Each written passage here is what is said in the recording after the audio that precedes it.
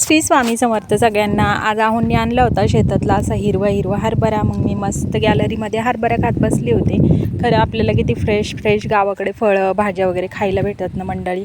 आणि असं 2च्या दरम्यान सिद्धी आली होती शाळेतून।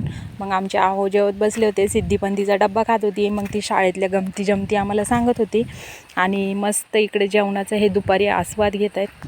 खरं तर आमचं घर असं राहणार ते आजूबाजूला कोणच नाही, घरातलेच सगळे असतात एकमेकांना बोलायला। बाहेरचं जास्त आम्हाला कोण असं भेटत नाही की आजूबाजूला घरच नाही आहे कुणाची।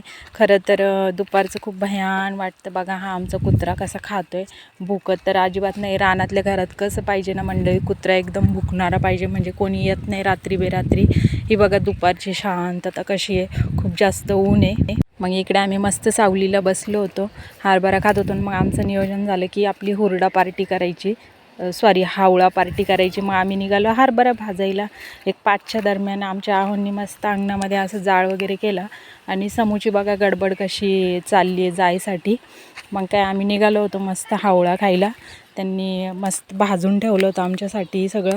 मग मी बाकीच्यांचं चहा पाणी केलं आणि आम्ही निघालो हावळा खायला। या मंडळी तुम्ही पण, खरंच खूप भारी लागतं, टेस्टी लागतं। म्हणजे हिरवा पण हरभरा खाल्ला तर छानच लागतो आणि भाजून पण खाल्ला तर छानच लागतो। म्हणजे गावाकडे एक चवच वेगळी असते खाण्याची, बरोबर आहे ना। मग काय आम्ही असं मस्तपैकी गरमागरम हरभरा भाजलेला खात होतो आणि आम्हाला असं शोधायला लावत होते, त्यामध्ये निवडून खा। पण इकडे समू सिद्धी वगैरे मी त्यांना असं जपून चटके बसतील म्हणून वेगळ्या ताटामध्ये काढून दिला होता। आणि मग आम्ही सगळ्या दोघांनी हरभरा फिनिश केला। आमच्या घरातल्यांना ते बोलवत होते या खायला, पण त्यांचा जस्ट चहा घेऊन झाला होता, त्यामुळे त्यांना काही खायचं नव्हतं। मग त्यांच्यासाठी पण आम्ही थोडासा बाजूला काढला होता। तर बघा इथे आम्ही अंगणातच बसून असं मस्त हरभरा खात बसलो होतो आणि बाकीचे सगळे घरात बसलेले। तर आपला व्हिडिओ आवडला असेल तर सबस्क्राईब करा मंडळी। बाय बाय, परत